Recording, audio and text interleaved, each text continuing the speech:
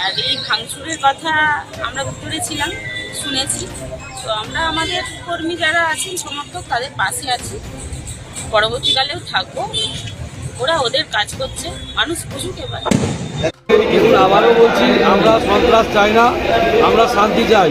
কে বা কারা করছে এটা আমাদের সঠিক তথ্য নেই, তবে এলাকায় আমরা বার্তা দিয়েছি এবং লোকাল প্রশাসনকে জানিয়েছি যাতে অবিলম্বে ব্যবস্থা নেয়। প্রকৃত যারা সন্ত্রাস করছে, যারা সন্ত্রাস করার চেষ্টা করছে, যারা বাড়িতে আগুন ধরানোর চেষ্টা করছে বা কারো পার্টি অফিসে আগুন ধরিয়েছে, আবারও বলবো আমরা আমাদের মতো করে সমস্ত কর্মীদেরকে বার্তা দিচ্ছি, একদম স্ট্রিক্টলি বার্তা, কোনো রকম সন্ত্রাস যাতে না হয়, আমরা সব রকম ব্যবস্থা করব।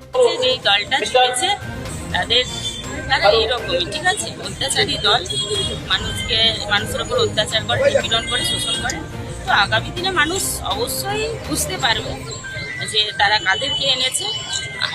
আমরা উদ্যোগ নিয়েছি এলাকায় শান্তি রাখার জন্য। প্রয়োজন হলে কাল থেকে আমরা অঞ্চলে অঞ্চলে মাইক প্রচার করে শান্তির বার্তা দেব।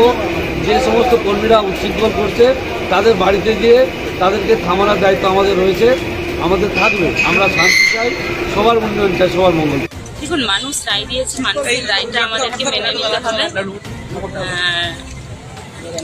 খারাপ লাগছে, তো মানুষ এটা বুঝিয়ে দিয়েছে যে মানুষ উন্নয়ন চায় না। তো উন্নয়ন হেরে গেছে, রাজনীতি জিতে গেছে। নকিবুল ইসলামের রিপোর্ট, আপনারা দেখছেন বাংলার আওয়াজ।